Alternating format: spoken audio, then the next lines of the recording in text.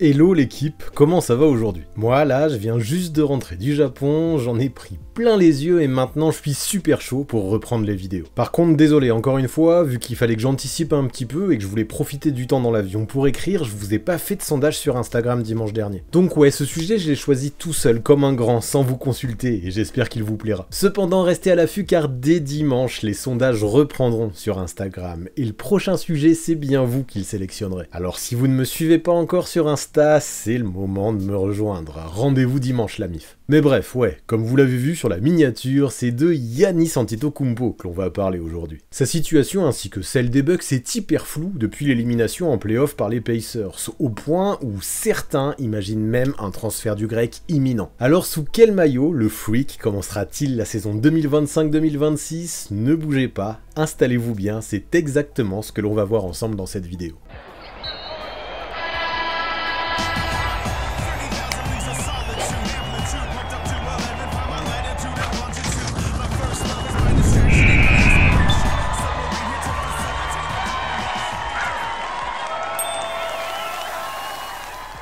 Mais avant de commencer, faut absolument que je mette quelque chose au clair qui n'a rien à voir avec le basket.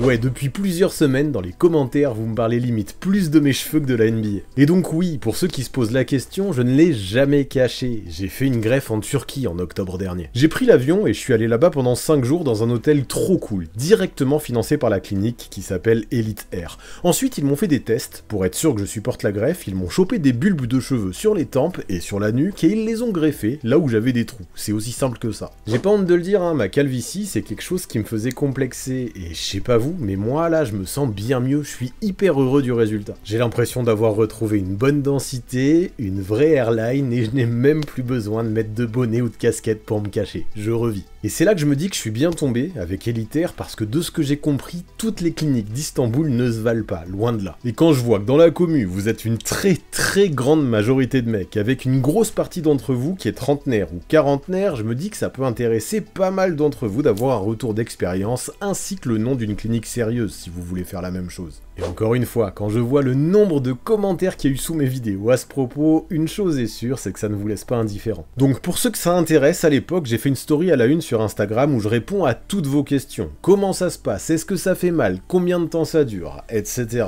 Bref, tout ça pour dire que si vous voulez une clinique sérieuse en Turquie, faut aller chez Elite Air, qui est tout simplement la plus grande, la plus moderne et la plus réputée du monde. Et que si ça vous tente, moi j'étais passé par là, ils peuvent vous faire une consultation et un devis en ligne complètement gratuit. Voilà, comme ça, parenthèse fermée, et toutes vos interrogations dans les commentaires, j'y aurais répondu. On fera un point, si vous voulez, dans 6 mois, quand sur ma tête, il y aura les résultats définitifs. Puis si ce petit interlude permet à certains qui étaient intéressés d'avoir une greffe quali sans se faire charcuter, moi je suis heureux. Donc voilà, c'est fait, maintenant la calvitie, on laisse ça de côté, enfin j'espère, et on passe à la vidéo sur Giannis. Donc ouais, Giannis Antetokounmpo, vous le connaissez. Depuis sa draft, c'est un joueur qui a tout donné pour son équipe et sa ville de Milwaukee. 12 saisons d'intensité, de loyauté, de transformation totale d'une franchise longtemps anonyme jusqu'à en faire une championne NBA en 2021.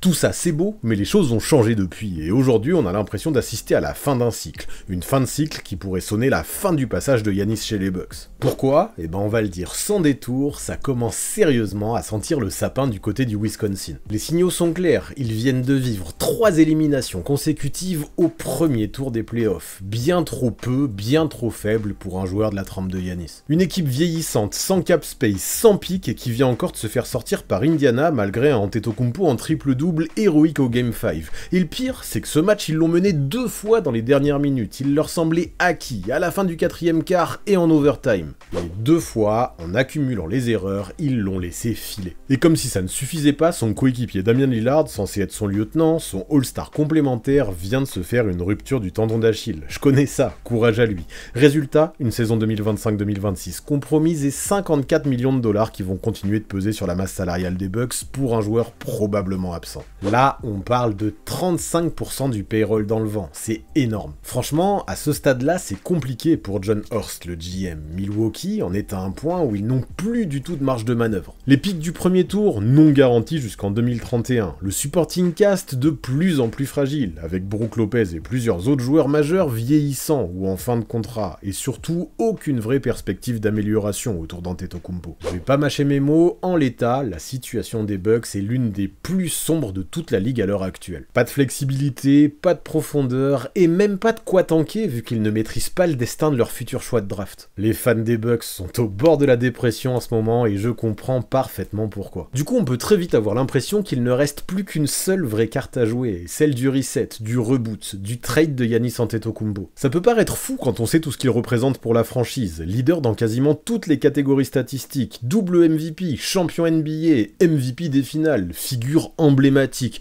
mais le joueur lui-même a fêté ses 30 ans en décembre. Vu l'état du roster, il n'a plus le luxe d'attendre 3 ans pour rejouer un titre. La fenêtre pour lui c'est maintenant, et pour les Bucks c'est sûrement la même chose vu sa valeur sur le marché. Et forcément, cette situation de faiblesse pour Milwaukee, elle fait saliver absolument toutes les autres franchises. Parce que Giannis c'est probablement un top 3 mondial encore dans son prime, un monstre des deux côtés du terrain. Tu le mets presque dans n'importe quel team et immédiatement elle devient crédible pour le titre. En attaque c'est une tornade, en défense c'est un mur, et il possède une volonté qui dicte le tempo de chaque possession. Il n'y a pas beaucoup de joueurs en NBA qui sont capables à ce point de transformer une franchise par leur simple présence. Alors oui, avec ce contexte, vous imaginez bien que son nom circule partout dans les couloirs de la ligue actuellement. Tout le monde s'agite, il y a des insiders qui s'inventent des scénarios pas possibles, des analystes qui jouent avec la trade machine, des fans qui font des montages Photoshop douteux en lui enfilant tous les maillots du monde. Et moi, au milieu de tout ça, j'ai fait mes devoirs, j'ai tenté de faire du tri. J'ai épluché les rumeurs, les bruits de couloir, les articles et les podcasts les plus sombres. En gros, tout ce qui a parlé d'Giannis dernièrement et que j'ai trouvé, j'y ai jeté un œil attentif. Résultat, à droite et à gauche, j'ai trouvé 18 équipes parmi les candidates potentielles pour un trade et pour l'accueillir. Maintenant, est-ce que je crois en chacune d'elles? Évidemment que non. Certains scénarios sur lesquels je suis tombé, je les trouve carrément loufoques. Mais ce que je me suis dit, c'est que s'ils ont été étudiés, ce n'est pas un total hasard non plus, alors ils méritaient au moins d'être évoqués. D'ailleurs, vous allez peut-être reconnaître certaines franchises que j'avais déjà analysées dans ma vidéo sur Kevin Durant d'il y a 15 jours. Normal, on parle encore d'un ailier superstar capable de tout faire sur le terrain et qui peut à lui tout seul changer le destin d'une conférence. Ceci dit, KD n'est pas Giannis, et Giannis n'est pas KD, il y a des différences majeures. Le grec a 7 ans de moins, son contrat se prolonge bien après l'été, jusqu'en 2027 voire même 2028 s'il active sa player option, et pour ces raisons-là, et c'est bien le plus important à retenir, sa valeur sur le marché semble bien plus élevée que celle de Durant. Les packages à élaborer devront donc se montrer autrement plus costauds, et c'est un élément réellement important à prendre en compte. Alors voilà ce que je vous propose à partir de maintenant, un classement de la franchise à laquelle je crois le moins pour accueillir Giannis, parmi celles dont j'ai entendu parler dans les rumeurs, jusqu'à celle à laquelle je crois le plus pour accueillir le grec. 18 équipes donc passées au crible avec à chaque fois les contreparties potentielles, les obstacles, mais aussi un petit peu de contexte pour comprendre si ça peut coller ou non. Pour chacune de ces teams évoquées dans les rumeurs, je vais essayer à chaque fois de choper les meilleurs arguments possibles pour savoir ce que l'on peut en penser. Et spoiler, parmi cette sélection, il pourrait peut-être y avoir quelques surprises. C'est pour ça qu'on commence par l'équipe dont j'ai entendu parler et à laquelle je crois le moins pour accueillir le Greek Freak, les Celtics. Alors oui, sur le papier, un trade de Giannis Antetokounmpo à Boston, ça peut faire rêver. Imaginez Giannis et Tatum côte à côte dans une franchise mythique sous les projecteurs du TD Garden. Ça claque, mais soyons sérieux 2 minutes, pour moi, c'est quasiment impossible. Déjà, si Boston devait faire le back-to-back dans quelques semaines, cette discussion n'aura même pas lieu d'être. Tu ne touches pas à une équipe qui vient de gagner 2 fois de suite. Point final. Et en vrai, même si les Celtics devaient tomber avant la finale, je n'y croirais pas non plus. Oui, un nouveau propriétaire a débarqué, et oui, certains veulent marquer les esprits dès leur arrivée, mais Boston n'est pas une franchise qui panique. Ils ont verrouillé leur noyau, Tatum, Brown, Holiday, White, Porzingis pour une fortune. Tout ça coûte très cher, c'est vrai, mais tout casser pour ajouter Giannis, faut littéralement être kamikaze. Et c'est le problème, je pense. Le seul trade qui aurait du sens avec Milwaukee, ce serait en échange de Jaylen Brown, qui occuperait la place de pièce centrale. Et franchement, vous croyez que les Celtics vont envoyer un All-NBA MVP des finales 2024 qui vient de signer un contrat XXL pour prendre le risque de tout réorganiser autour d'un Giannis qui serait en fin de contrat dans 1 an ou 2? Ok, vu comment l'équipe s'appuie sur le shoot extérieur, ça lui ferait du bien d'avoir un slasher comme Antetokounmpo, mais c'est pas du tout leur style, même en cas de choc en playoff. Surtout qu'Antetokounmpo, sur le papier, c'est pas non plus un fit parfait avec Tatum sur le terrain. C'est un peu un pari. On a 2 joueurs qui adorent attaquer le cercle, et forcément, pour Joe Mazzulla, des ajustements seraient nécessaires. Aujourd'hui, et il a fallu du temps pour ça, là, entre Brown et Tatum, tout semble naturel, alors pourquoi ruiner tout ça pour tout reprendre à zéro? Non, vraiment, je vois pas du tout un monde où Boston se déciderait à prendre ce virage. Pour ça, faudrait vraiment que les deux Jays s'embrouillent fort, mais je pense que les deux joueurs sont suffisamment intelligents pour ne pas en arriver là, vu ce qu'ils ont déjà traversé ensemble depuis le début de leur carrière. C'est pour ça que pour moi, cette rumeur, je la balaye direct, c'est du vent, rien de plus. Ensuite, j'ai lu des papiers qui envoyaient Giannis à Indiana, et je dois le dire, celle-là, elle me fait bien marrer. Giannis aux Pacers, rien que d'y penser après la série tendue qu'on vient de vivre entre Milwaukee et Indiana, c'est croustillant. T'as Haliburton qui fait le show, les confrontations d'après-match, la tension qui est présente partout, et là, bim, Giannis débarquerait à Indy. Franchement, pour le storytelling, ce serait de l'or en barre. Mais au-delà du fun, soyons lucides, est-ce que c'est vraiment crédible? Non, pas pour moi. Pourtant, j'arrive à comprendre pourquoi on en parle. C'est vrai que le fit est propre. Avec Haliburton à la création, Miles Turner pourrait tirer le jeu, un tempo rapide et beaucoup d'espace, Giannis pourrait s'éclater là-dedans, sans devoir porter l'attaque à lui seul. On parle en plus d'une équipe dure, d'un petit marché et d'une terre fan de basket, tout ce qui correspond aux Grecs sur le papier. Surtout qu'en contrepartie, le GM Chad Buchanan aurait dans sa poche quelques atouts qui pourraient vraiment convaincre les Bucks. Il a plusieurs pics du premier tour qu'il peut bazarder, des jeunes prometteurs comme Mathurin et Shepard, et surtout un Pascal Siakam autour duquel l'offre pourrait se construire. C'est plutôt pas mal en vrai, mais la vérité je pense c'est que Milwaukee peut trouver bien mieux. D'autres teams peuvent mettre sur la table des offres bien plus lourdes, et ça peut faire la diff. En gros, même si l'on oublie les querelles entre Giannis et Indiana, ça paraît complexe. Donc ouais, j'adore le délire, je trouve le deal marrant et même cohérent sur certains aspects, mais dans les faits, au vu du contexte, je n'y crois pas du tout.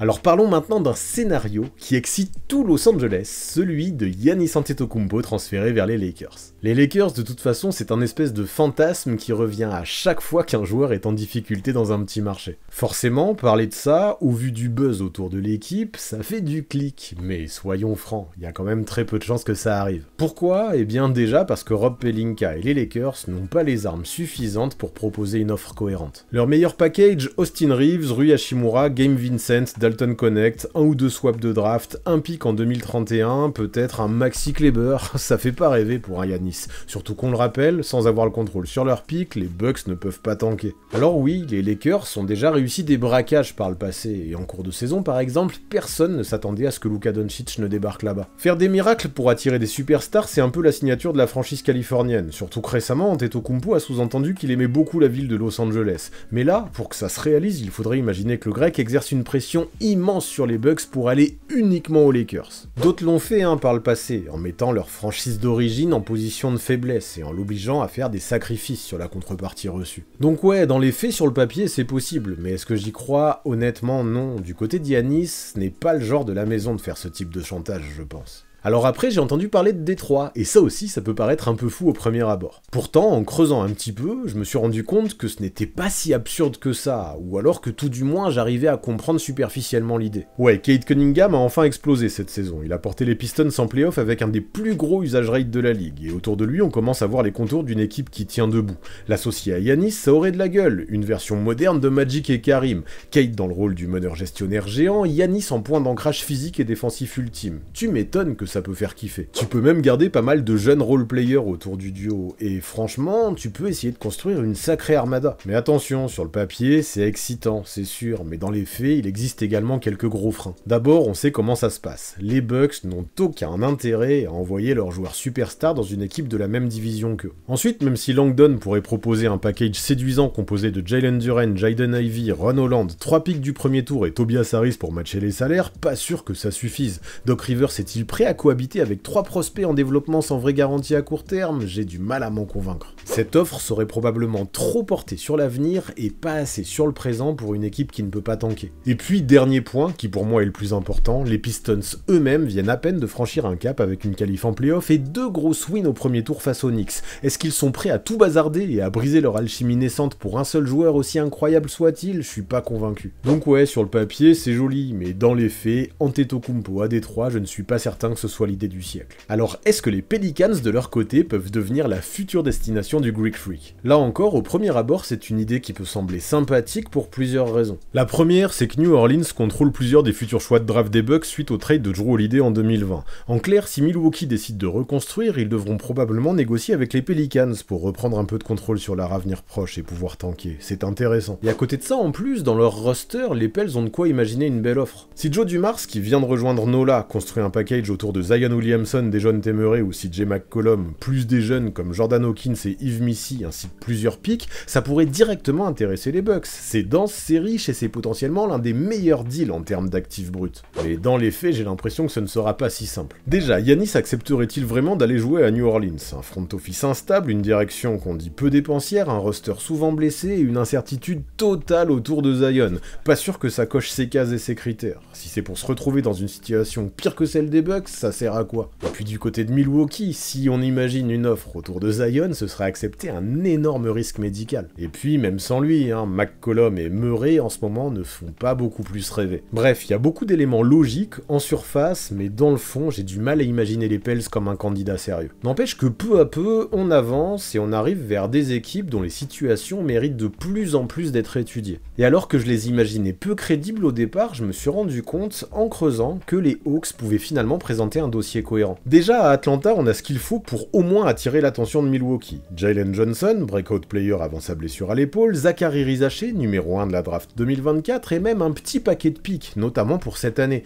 Ça permettrait aux Bucks de penser au futur sans pour autant totalement sacrifier le présent, et tant mieux, c'est exactement ce que la franchise du Wisconsin recherche. Et puis après, c'est ça que j'aime bien dans cette histoire, c'est que côté Hawks, ce serait un énorme coup de tonnerre. Giannis avec Trae Young, c'est potentiellement un duo destructeur sur pick and roll, plus jeune, plus athlétique que le duo avec Lillard, et surtout probablement encore plus complémentaire, plus pérenne. Avec Okongwu derrière pour protéger le cercle, Atlanta aurait une base plus que solide, et même toujours un peu de flexibilité pour entourer ce noyau. Mais attention, même si ça paraît tout rose jusque-là, il y a aussi des choses qui me plaisent un petit peu moins dans cette histoire. Par exemple, la paire Giannis-Okongwu, dans la raquette, ça manque cruellement de spacing. De plus, même si Onsi Saleh vient juste d'arriver en tant que GM, l'identité du projet d'Atlanta paraît très peu claire en ce moment. L'équipe cherche encore son nouveau président, et pas sûr que prendre le risque de transférer le dernier first pick de draft soit la décision la plus safe du monde pour un premier move. Alors imaginez les Hawks bouger dans le deal de Giannis, why not, mais je les vois plus dans un rôle de facilitateur plutôt que dans un rôle de terre d'accueil pour Antetokounmpo. Ceci dit, même s'il y a pas mal d'autres équipes que je préfère, je ne les enterre pas totalement non plus. Affaire à suivre donc. Dans la même veine, tant qu'on y est, je pense aussi qu'il faut qu'on parle des Grizzlies. Memphis a les atouts pour tenter un truc. Des jeunes, des pics, mais aussi des joueurs déjà confirmés. Par contre, là encore, quand on creuse, tout n'est pas si simple qu'il n'y paraît. D'un côté, Memphis sort d'une grosse claque. Un sweep bien brutal au premier tour face à OKC. Ja Morant a beau dire ce qu'il veut, après 6 saisons, son duo avec Jaren Jackson Jr., on commence sérieusement à douter de son plafond. Peut-être qu'il est temps de sacrifier un des deux. Et ça tombe bien, avec la blessure de Lillard, Milwaukee pourrait potentiellement être intéressé par Morant. Certes, ses pépins physiques et ses frasques régulières hors du terrain font flipper, mais le jeu peut en valoir la chandelle. Il reste un joueur bankable, spectaculaire, capable de vendre des maillots et de garder la franchise compétitive dans une phase de transition. Et puis, c'est aussi un pari sur le futur, vu qu'elle n'a que 25 ans. C'est pas mal donc, et l'autre option, vous l'avez compris, c'est celle de faire un deal poste pour poste en envoyant Jaren Jackson Jr. du côté des Bucks. Lui, c'est un défenseur élite, un stretch big moderne, mais qui a montré ses limites en tant qu'option offensive majeure. Est-ce qu'il peut devenir le visage des Bucks post-Giannis? Non, je pense pas, il a trop de limites, mais il ne viendrait pas seul vu que tu peux lui ajouter 3 first round et des role-players solides ou prometteurs, comme Brandon Clark, Zach Edey, Jalen Wells ou encore Gigi Jackson, John Concar ou Vince Williams. C'est costaud moi je trouve comme package, et ça permettrait aux Bucks de rester un minimum compétitif tout en préparant l'avenir. C'est pour ça que je me dis qu'une base autour de Ja ou autour de Triple J pourrait finalement convaincre le front office de Milwaukee. Mais voilà, le véritable hic je pense c'est Giannis lui-même. Historiquement, aucune superstar n'a vraiment eu envie d'aller à Memphis, et pas sûr que le Freak fasse exception. Le grec n'a pas de no-trade clause, mais s'il exprime publiquement son veto, il sera difficile de ne pas l'entendre. Maintenant, ce trade, je l'aime bien, car en termes de contrepartie, j'ai l'impression que les Grizzlies ont vraiment de quoi construire quelque chose d'intéressant. Le problème, c'est que certains facteurs externes, notamment la volonté d'Giannis, le rendent un petit peu bancal, et c'est pour ça que je n'y crois pas plus que ça. Du coup, j'ai maintenant envie de vous parler d'une idée un peu folle, celle qui enverrait Antetokounmpo à OKC. Le Thunder sort d'une saison historique avec 68 victoires, la meilleure différence de points de l'histoire, une jeunesse dorée et une armada de pics jamais vu. Avec tous ces assets qu'ils ne pourront pas tous utiliser, ils ont les moyens de faire un énorme coup, car jusque-là, ils n'ont quasiment rien dépensé. Du coup, si Sam Presti veut Giannis, il est totalement en mesure de sortir une artillerie plus que lourde. Il peut élaborer un pack autour d'Isaiah Hartenstein pour matcher les salaires, envoyer deux jeunes très cotés comme Kayson Wallace et Nikola Topic, et ajouter 4 premiers tours de draft sans cligner des yeux. Tout ça sans sacrifier le Big 3 SGA, Jalen Williams et Chet Holmgren. Faudrait peut-être ajouter un Lou Dort pour que ça passe pour de bon, et là, on a une offre que les Bucks pourraient avoir beaucoup de mal à refuser. Mais c'est là que ça coince. Lou Dort est un élément précieux dans l'alchimie et la cohésion, et pour casser une équipe à 68 wins, faut vraiment être certain que ça va te faire step up de fou. Certes, Giannis serait sans doute directement l'un des meilleurs joueurs de l'histoire de la franchise, mais est-ce que tu touches à une machine parfaitement huilée juste pour ajouter un MVP de plus? Est-ce que tu risques de désorganiser l'équilibre, la hiérarchie, l'avenir alors que t'es déjà favori? C'est chaud. Surtout que Sam Presti, on l'a déjà vu par le passé, c'est pas du tout le genre à faire des paris hasardeux. Il l'a dit plusieurs fois, tant que le noyau actuel n'a pas montré qu'il plafonnait, il est hors de question de tout bouleverser. En fait, il faudrait limite que le Thunder choque totalement et se fasse sortir violemment en playoff pour que l'équation change. Dans ce cas-là, ouais, une arrivée d'Giannis pourrait permettre de faire un grand pas de plus vers le titre. Mais s'il n'y a pas besoin de lui, ce serait une grossière erreur, je pense, pour Presti de vouloir tout dynamiter trop vite. Là, de toute façon, plus on avance et plus on s'approche des rumeurs qui me plaisent le plus en termes de cohérence. Et s'il y en a une qui a pas mal enflammé les réseaux ces derniers temps, c'est celle d'un possible transfert du Greek Freak vers Chicago. Si ça fait parler, c'est que Chicago, même si ça reste un gros marché, reste quand même une ville calme, plus que New York ou LA en tout cas, et Giannis a plusieurs fois laissé entendre qu'il aimerait porter le maillot des Bulls un jour. À côté de ça, dans l'Illinois, après Michael Jordan et Derrick Rose, il devient urgent de trouver un nouveau visage, une nouvelle superstar. Mais voilà, entre le fantasme et la réalité, et les erreurs du management des Bulls aussi, il y a parfois un monde. À Chicago, Karnišovas peut mettre un joli pack sur la table. Kobe White, Patrick Williams, Matas Bouzelis, Ayo Dosunmu, peut-être même Josh Giddey s'il est re-signé, plus 3 ou 4 picks. Sur le papier, c'est correct, mais ce n'est pas renversant non plus. Ça peut suffire, hein, mais j'ai tendance à penser que d'autres GM proposeront mieux. Mais ce qui me dérange le plus, c'est que d'un point de vue purement sportif, en ce moment, le projet des Bulls reste flou. Le roster est déséquilibré, les jeunes talents sont irréguliers, et les diverses apparitions en play-in ne suffisent pas à vendre une vision à long terme. Giannis a beau aimer Chicago, je pense qu'il cherche un contexte plus structuré, avec plus de certitude, et au vu de là où il en est dans sa carrière, on peut le comprendre. Bref, le lien entre Giannis et les Bulls fait parler, mais sauf gros coup de théâtre, c'est une piste qui reste difficilement envisageable pour le moment à mes yeux. Par contre, dans les rumeurs auxquelles je pensais pas, et que j'ai bien aimé découvrir, il y a eu celle de Toronto. Masai Ujiri aurait pour fantasme de tenter une Kawhi 2.0 dès cet été, et au final, pourquoi pas? Sur le papier, en termes de contrepartie, le deal semble jouable. Scottie Barnes, le pick 2025, qui a des chances de finir dans la loterie, et potentiellement 2 à 4 premiers tours en plus. Les Raptors ont énormément de munitions, et Masai Ujiri a déjà prouvé qu'il n'avait pas peur de miser gros. Mais il y a encore un mais. Toujours le même, le projet des Raptors manque pour l'instant pas mal de clarté. Oui, Brandon Ingram est arrivé, et oui, avec Giannis, a priori, l'équipe pourrait viser le top 4 à l'Est. Mais est-ce que le double MVP va vraiment claquer la fin de son prime au Canada dans une équipe qui ne respire pas la stabilité? Rien n'est moins sûr, même si Toronto peut proposer un package de ouf avec Barnes, Quickly, Barrett, Poeltl et des pieds, il faudra convaincre Giannis que le projet est vraiment viable. Du coup, ouais, Antetokounmpo à Toronto, je me dis que c'est cohérent, mais est-ce que c'est vraiment plausible et probable? Pas tant que ça en vrai, j'ai l'impression. Alors si je devais parler d'un trade qui commencerait à me sembler réellement plausible pour Antetokounmpo, pour Giannis, ce serait celui qui l'enverrait vers les Knicks. Franchement, même si ça peut paraître fou dit comme ça, il y a des raisons qui laissent entendre que ça peut être cool de s'y intéresser. D'abord parce que Giannis a toujours montré une forme d'attirance pour New York. Si à une époque il disait vouloir fuir les grandes métropoles bouillonnantes, affirmant préférer la tranquillité des petites villes comme Milwaukee, ses discours dernièrement ne sont plus tout à fait les mêmes. L'air de rien, le grec a fait plusieurs appels du pied à des gros marchés comme Chicago et LA, on les a déjà évoqués, et Big Apple n'a pas été épargné. Et ensuite parce que les Knicks, même s'ils font partie des meilleurs teams de l'Est, semblent un petit peu plafonnés. En ce moment, oui, face aux Celtics, ils brillent, ils surprennent, et au moment où j'écris ces lignes, un upset est bien engagé. Cependant, est-ce que ça les place directement comme favoris pour remporter le trophée? Why not, hein, mais je les vois toujours bien en dessous de pas mal de grosses écuries de l'Ouest. Faire venir Antetokounmpo dans le roster propulserait directement l'équipe parmi les favorites en NBA, parmi les principaux candidats au titre. Mais voilà le problème, Leon Rose et les Knicks ont déjà claqué 7 picks et Julius Randle pour amener Michael Bridges et Karl Anthony Towns. Résultat, ils n'ont plus vraiment d'assets à envoyer dans le Wisconsin. Aujourd'hui, ils ne peuvent offrir qu'un seul pick du premier tour, celui de Washington en 2026, protégé top 10. C'est peu, très peu, surtout si les Bucks veulent penser à l'avenir. En revanche, s'ils veulent rester un minimum compétitif, et on l'a dit, c'est probable, un pack composé proposer de 4 plus Bridges ou plus Hart pourrait les intéresser. Mais sans réel pic de draft et sans jeunesse, est-ce que ça suffit? J'ai tendance à penser que ça va être juste. Je me demande même d'ailleurs si les Knicks ne regretteront pas d'avoir tout misé sur Bridges l'année dernière en envoyant pour lui 5 premiers tours honnêtes, même si j'avoue qu'il me fait mentir en playoff en ce moment, notamment en défense dans le money time,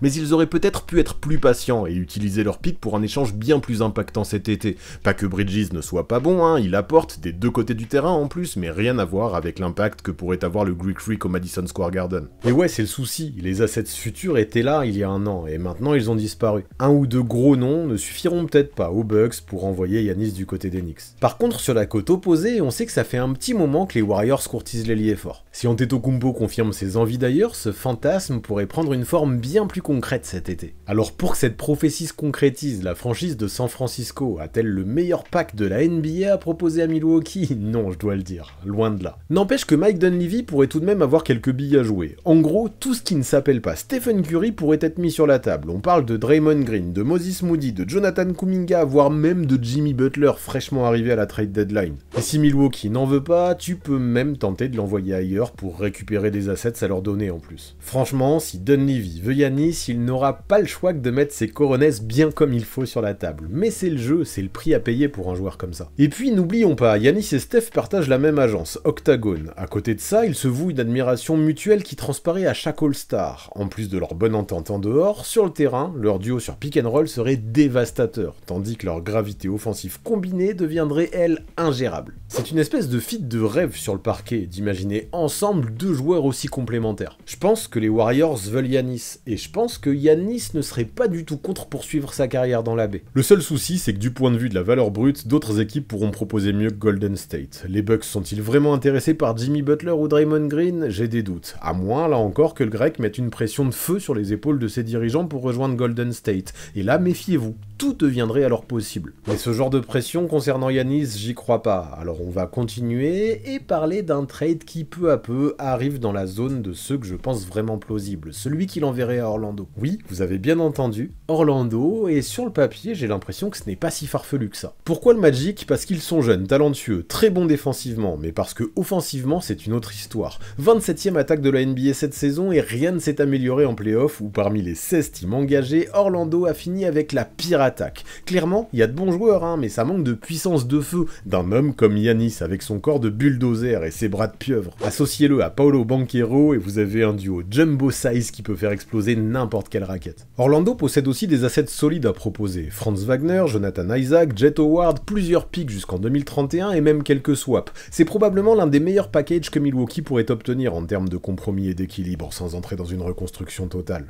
Et c'est ça qui m'embête, ce serait quand même une décision lourde pour Orlando. Bah ouais, perdre Wagner, mine de rien, ce serait un crève-cœur. Très apprécié par les fans et les médias locaux, il a un vrai rôle dans la montée en puissance récente du Magic, et ne nous mentons pas, il n'est pas loin du potentiel All-NBA. Et puis attention, parce que même si le grec arrive en Floride, le fit n'est pas si évident que ça. Banchero, tout comme Giannis, est un joueur qui aime avoir la balle, qui adore créer pour lui, et qui est bien loin d'être un shooter d'élite. Dans une équipe qui déjà manque de spacing, est-ce qu'associer les deux ne serait pas similaire à se tirer une balle dans le pied? Sans même parler des finances du Magic, qui avec l'arrivée du Freak pourrait très vite se retrouver dans le rouge. Mais bon, si Giannis t'intéresse et que tu veux step up, il faut être capable de prendre des risques. Un tel deal aurait clairement des limites, mais pour moi ça reste un pari qui peut être pris ou qui au moins mérite d'être réfléchi. Là, avec Orlando, on commence vraiment à arriver vers les destinations auxquelles je crois le plus fort. C'est bien pour ça que je veux parler du Heat désormais, franchise qui, on le sait, n'aime pas rester au second plan trop longtemps. Là, le sweep au premier tour face à Cleveland a été ultra violent, et on le voit, cette équipe est limitée en l'état. Autour du duo Hero-Adebayo, elle plafonne.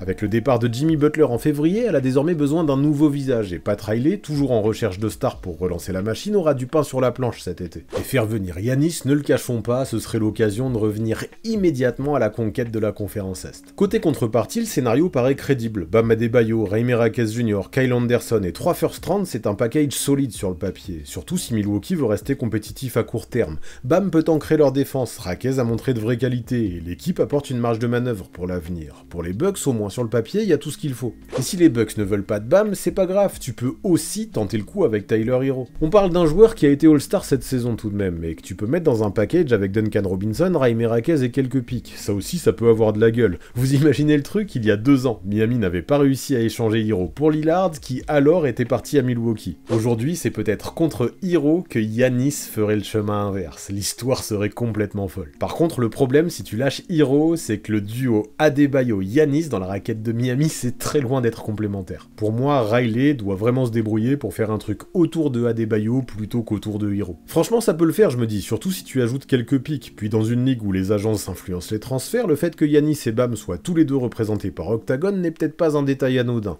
Mais bon, le souci, parce qu'il y en a encore un, c'est que ces pics pourraient finir plutôt bas et perdraient alors en valeur. Par contre, c'est sûr, avec Giannis à South Beach, Miami pourrait vraiment redevenir une place forte. Et puis vraiment, là, c'est un trade que j'imagine comme plausible. Pas parce qu'il est idéal, mais parce que c'est un compromis crédible. Miami obtient une superstar et Milwaukee ne repart pas de zéro. Si Giannis se décide à quitter Milwaukee cet été, je pense que le Heat sera une team à surveiller de près. On approche de la fin maintenant et je pense que dans les pistes les plus sérieuses, il est nécessaire de parler des Rockets. Ce n'est pas une piste parfaite encore une fois, et je dois être clair, ce n'est pas non plus ma préférée. N'empêche que c'est un scénario qui reste assez plausible. Houston, c'est une équipe jeune montée à vitesse grand V jusqu'à la 2e place à l'ouest cette saison, avec une identité forte imposée par Ime Udoka et un ADN défensif qui colle à la peau d'Giannis. C'est une équipe qui, au vu du combat qu'elle a mené au premier tour face à Golden State, n'en finit plus de surprendre, et les bases sont posées dans le Texas, y a pas à dire, elles sont ultra solides. Et ce qui leur manque, c'est le mec, le patron, celui qui peut les porter quand leur attaque galère, notamment sur demi-terrain. Giannis, avec ses 30 points de moyenne à 60% de réussite, c'est une solution immédiate. Pour le faire venir en plus, Raphaël Stone a tout ce qu'il faut pour convaincre les Bucks, des jeunes talents confirmés, du potentiel et des tours de draft. Il peut faire un package autour de Jalen Green, Jabari Smith Jr., Reed Shepard, Cam Whitmore et 3 first round dont des pics des Suns ultra sexy. J'ai l'impression qu'aucun autre GM ne peut faire mieux en NBA cet été. Par contre attention, les Bucks pourraient vraiment insister pour essayer de choper Şengün en échange, et ça ce serait un red flag total pour Houston. Impensable de le laisser partir, du coup faut le garder. Et là, ce qui m'inquiète, c'est que si dans le 5 tu associes le Turc avec Giannis et Amen Thompson, d'un coup ça manque cruellement de spacing. Sachant qu'à côté de ça, t'as dépouillé ton banc en te séparant de tes meilleurs jeunes roleplayers, faire venir Giannis à Houston, c'est bien, mais tu prends le risque un peu de tuer le cœur de ce beau projet des Rockets. Donc ouais, ce trade est jouable, il peut convenir aux deux équipes, mais est-ce que ce serait pas un petit peu précipité du côté de la franchise texane d'appuyer sur la gâchette aussi vite? Peut-être que si, voilà pourquoi je pense que même si Houston sur le papier peut avoir l'un des meilleurs packages pour recevoir Giannis, ce n'est pas non plus ma destination préférée. Alors si je devais sortir une team qui pourrait offrir aux Bucks une contrepartie crédible et qui aurait du sens à l'idée de recevoir le Greek Freak, je pense que les Spurs méritent d'être abordés de façon bien placée. Pourquoi? Parce qu'ils ont Victor Wembanyama, parce qu'ils ont De'Aaron Fox, et surtout parce qu'ils ont encore une montagne de tours de draft à envoyer. Sur le papier, un duo Wemby-Giannis, ce serait une anomalie, une triche, 15 pieds d'envergure cumulée, une dissuasion défensive jamais vue et une domination dans la peinture à rendre jalouses les années 2000. T'ajoutes Fox à la main pour dynamiter les défenses, les obliger à sortir et planter des shoots clutch, et t'as une équipe qui peut sans aucun doute casser la ligue dès la saison prochaine. Mais après, est-ce que Brian Wright, le GM, va oser? Ça, c'est la grande question. Ok, avec la venue de Fox à la deadline, il a montré qu'il était prêt maintenant à passer à l'étape supérieure. Le truc, c'est que si tu veux faire venir Giannis, il faudra probablement mettre Stephen Castle, tout juste élu rookie de l'année, sur la table. Et pour convaincre les Bucks, il faudrait probablement l'associer à des joueurs comme Jeremy Sohan, Devin Vassell ou Keldon Johnson, plus 3 ou 4 pics bien placés. C'est massif, hein, c'est clair, mais pour un joueur comme Giannis Antetokounmpo, c'est loin d'être absurde. À voir maintenant si Wright est prêt à accélérer et à griller les étapes. Perso, pour un tel projet, le sacrifice de Castle, je le ferais, mais le front office des Spurs a-t-il la même vision? Ça reste à confirmer. Quoi qu'il en soit, personnellement, c'est le genre de deal que j'adorerais voir se réaliser. Et si les Spurs ne font pas all-in sur Giannis, je pense que les Nets, de leur côté, eux, n'hésiteront pas longtemps. En effet, Sean Marks et le front office peuvent monter un package ultra solide. Ils sont l'équipe qui possède le plus de flexibilité salariale en NBA. Quelques joueurs de qualité à envoyer, et surtout un trésor de guerre en termes de choix de draft. 4 picks du premier tour en 2025, ceux des Knicks en 2027, 2029 et 2031, un pick des Sixers, et tous leurs propres choix à venir. Niveau capital de draft, quasi aucune autre team ne peut rivaliser. Franchement, un deal autour de Nick Claxton, entouré de Cam Thomas s'il est re-signé, Keon Johnson et 5 ou 6 pics de draft, c'est totalement crédible. Dans le contexte actuel des Bucks qui cherchent à limiter la casse financière et à se réinventer s'ils perdent leur superstar, ça peut faire réfléchir, même si j'avoue que ça manque de certitude pour le présent. Mais ça, au pire, les certitudes, tu les chopes à la draft, vu tous les pics de cette année que t'es en mesure de récupérer. Par contre, le problème, c'est que les Nets sont encore très loin d'être compétitifs. Sortir d'une saison à 26 victoires pour tout miser sur Antetokounmpo, je veux bien, hein, mais le risque c'est de recréer le même schéma qu'à Milwaukee, un Giannis monstrueux mais trop seul. Sauf miracle à la draft, genre choper Cooper Flag ou arriver express d'un coéquipier star via un second trade, la base actuelle paraît trop maigre pour viser le titre. Cependant, s'il y a ce deal là, c'est peut-être pas fini et c'est pour ça que cette piste me paraît cohérente. On l'a dit, Giannis aime New York et très souvent le concernant les rumeurs évoquent Brooklyn. Une équipe dans un gros marché certes, mais qui reste dans l'ombre des Knicks du point de vue des médias. Un bon compromis je pense pour que le grec y trouve son bonheur. Après ouais, le roster ne fait pas rêver en ce moment et ça pourrait représenter le principal frein. À part Cam Johnson, peu de joueurs semblent en mesure d'accompagner le freak vers ses ambitions et ça pourrait être rédhibitoire. Ceci dit, si tu chopes Giannis, ça doit être le début du chantier et tu te débrouilles pour l'entourer pendant l'intersaison. La franchise a suffisamment de marge salariale pour le faire et le gros marché que représente Brooklyn peut carrément accélérer les choses. Donc oui, ce scénario reste l'un des plus plausibles à mes yeux. Les Nets sont le marché, les actifs et peuvent lui promettre de construire une équipe cohérente autour de lui. Mais ça reste un pari, il faut en être conscient. Pas celui du confort, mais celui du Big Bang, et j'avoue que j'adorerais voir ça. Bref, là on a parlé d'énormément de scénarios évoqués dans les rumeurs. 17 pour être exact, du moins crédible au plus crédible selon mon avis. Et on l'a vu en vrai, il y a quelques destinations qui pourraient vraiment faire sens pour le grec cet été. Les Bucks sont dans une impasse sportive et financière, Lillard ne rejouera probablement pas de la saison prochaine, Middleton est parti, Kuzma ne semble pas représenter la solution, et l'avenir semble morose à Milwaukee, et pourtant, malgré tout ça, moi je pense que Giannis va rester dans le Wisconsin. Ça n'a aucun sens, vous allez me dire, il n'y a aucun avenir là-bas, et je vous rejoins, et ce serait limite contre-productif, autant pour lui que pour la franchise. Je suis d'accord, et pourtant, même si la situation est très bancale, je pense qu'il va rester. Antetokounmpo a encore 3 ans de contrat, dont une player option à plus de 60 millions, ce n'est pas rien, et puis Giannis n'est pas Harden, Kyrie ou KD, ce genre de superstar auquel il se compare, se vantant d'avoir un caractère opposé. Il a toujours été fidèle, loyal, attaché à cette franchise, attaché à Milwaukee, il a mûri là-bas, il s'y est développé, il y a construit sa carrière, sa famille, son image. S'il doit partir, à mon avis, ce ne sera pas dans le chaos, et je le vois mal vraiment mettre la pression et forcer la main à ses dirigeants pour être envoyé ailleurs. Alors après, les deux parties pourraient s'arranger en off d'un accord commun qui conviendrait à tout le monde. Giannis pourrait aller voir ailleurs sans passer pour un traître, et les Bucks, eux, pourraient se tourner un peu plus vers l'avenir, parce qu'ils sont bloqués actuellement. Pourquoi pas, hein, mais s'il y a un truc qu'il ne faut pas oublier, c'est qu'un joueur comme lui, ça fait venir du monde à la salle, ça maintient une franchise à flot, ça garde ton image crédible auprès des fans et des futurs free agents, et ce, même si tous les ans tu perds au premier tour des playoffs. Le transférer, c'est plus qu'un move sportif, c'est un virage identitaire, et ça, les Bucks ne sont peut-être pas prêts à l'assumer. Alors oui, le contexte est pourri, et en l'état, sans son transfert, je ne vois pas vraiment comment il pourrait s'améliorer. Oui, des rumeurs, attendez-vous à ce qu'il y en ait un paquet, et ça risque même d'enfler pendant tout l'été. Mais selon moi, sauf tremblement de terre, Giannis sera encore à Milwaukee à la reprise de la saison 2025-2026. Ça me rend triste, hein, parce que vraiment j'adorerais voir le grec ailleurs dans un contexte plus prometteur, plus compétitif, sauf qu'en l'état, certains freins du côté de la franchise comme du joueur et de son contrat me laissent penser que continuer chez les Bucks reste aujourd'hui le scénario le plus probable, même si c'est sûrement celui qui me plaît le moins. Du coup je vous ai donné mon avis, mais vous en pensez quoi? Il reste aux Bucks, il part, et si oui, où? Let's go me donner le top 3 des équipes dans lesquelles vous le voyez à la reprise dans les commentaires. J'ai vraiment hâte de vous lire et de voir si vous êtes plus optimiste que moi concernant son futur.